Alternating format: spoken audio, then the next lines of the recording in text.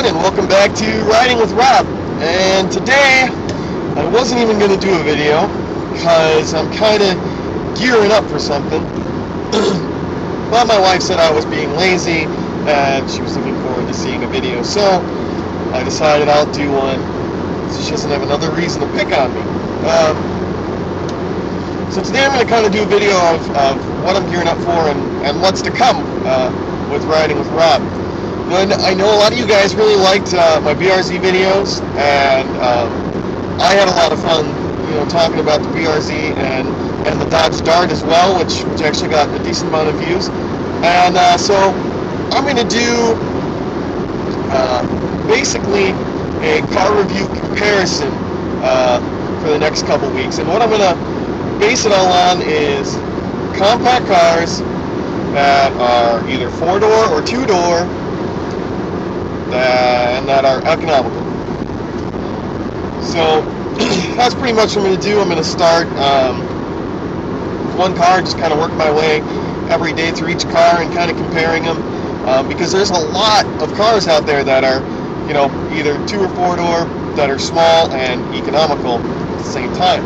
Some of them are, a lot of fun to drive, and some of them are, well, failures. And really the baseline where I'm going to start my whole comparison is going to start with the Honda Civic, because what else, what other baseline could you really give me that's really perfect? And to kind of reason that out, I figured I'd do a review today, not on a new car, but on this car. You guys have seen me driving it for a little while. I think I've mentioned it is a Honda Civic, and it is my daily driver. This is what I drive back and forth to work every day, and my basic errands around town. It's a 1997 Honda Civic.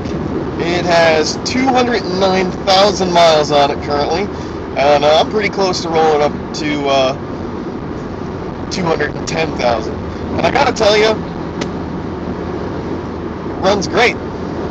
It starts every day. I haven't had any real issues with it, and the couple of maintenance items that I've had to do are extremely cheap. So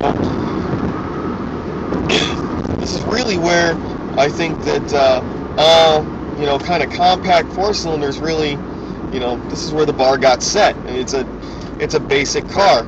It's actually pretty pleasant to be in. It's not a horrible drive. It's almost fun at times even. So let's get down to it. It's 4-cylinder. It's automatic. It's a 1.6 liter. For you Honda heads out there, this is not a VTEC. For you guys who aren't Honda heads, VTEC is a variable valve timing system that Honda uses to give their cars a little bit of an extra boost once they get into the higher RPM range by changing how the cam is lifting and the duration that the valves are going to be open. Pretty cool little system. It's been adapted by a lot of different companies now. Toyota has the VVTi, Mitsubishi has MyVac, Mazda has their SkyActiv technology, so that's all kind of a variation of what VTEC was originally. But this car isn't equipped with that, and the reason being is the VTEC engine is an option, and this engine is just as economical as the VTEC. It just doesn't make as much power, so why buy the VTEC was the reasoning behind the purchase of this car. The 4-speed automatic, what can I say? It's an automatic. This one actually lets you rev almost all the way up to redline. The redline on this is 6,800. It'll take me right about to 67 just before it hits that red line and before it shifts, so that's alright. 0 to 60 times horrendous. It does not accelerate well, and I'm a person who kind of has a heavy foot, so I've kind of been destroying my gas mileage trying to get a little more acceleration out of it. But it is what it is. It'll get you from point A to point B. It's not meant to perform and give you any kind of major quarter-mile times, especially mated with the terrible auto-tragic 4-speed. Now, it's not that this automatic transmission is bad as far as automatic transmissions go. It's just automatic transmissions suck. It's simple. I hate them. They're boring, and I don't feel like I'm in complete control of the car. Now, besides that, performance-wise, you know, the interior is not bad. It's actually what I would describe as pleasant. It's pretty pleasant being in here. It's not this weird plasticky stuff everywhere. It's kind of almost a fake leather on everything. It's it's kind of padded. It's the same material, really, the steering wheel's made out of. The other place you really find the kind of cheesy plastic is right around the stereo console and your door windows here, but because everything else is so nice, you really don't see it. The seats are comfortable. It did take me a little bit to get adjusted to how I was sitting in the car.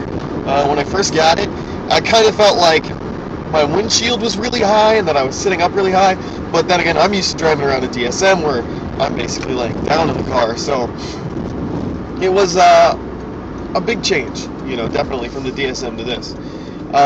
Everything in this thing works, especially for as many miles as it has. You would expect a lot more things to be broken. Automatic windows, those are all power, those work. Fully powered door locks, full powered mirrors, air conditioning, heating. The person who originally bought this, once again, not a fan of options, so the stereo in this thing sucks. It is a AM/FM stereo, and the volume knob's broken on it. When you can get the volume to turn up, you know, the speakers are all fine. They're all working and not blown. The AC works great. I've been really enjoying that. The only thing that doesn't work great out of all the electronics in this car is the door locks. Now, some of them decide to go up and down, and some of them don't, so it's kind of hit or miss whether I gotta reach over and smack the locks. But, you know, I really don't need to get it fixed because, well, the car's so small I can just, and I'm touching the other door, and I'm touching the back door. I mean, I really don't have to move that much. It's pretty easy. It does have cruise control, and what else really? Not a whole lot else to it. Rear defrosters. It's a pretty basic, you know, car. It's kind of got exactly what you need and nothing more. And yeah, I really think that's why I'm going to start my bases here. It's reliable. The parts are cheap for them. So when I'm looking at the rest of these cars that I'm going to be talking about in the next couple of weeks, we're going to be going over the Scion TC. We're going to be looking at the Kia Forte. We're going to be looking at the Mazda 3, the Mitsubishi Lancer. We're going to be looking at a lot of different cars right around this range.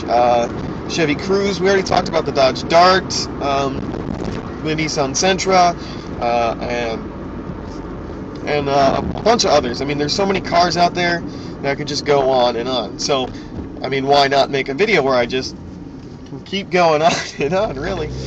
But that's what we're going to end up doing, so stop by in the next couple days here. I'll post up another video and we'll get down to it. So, thanks for tuning in, guys.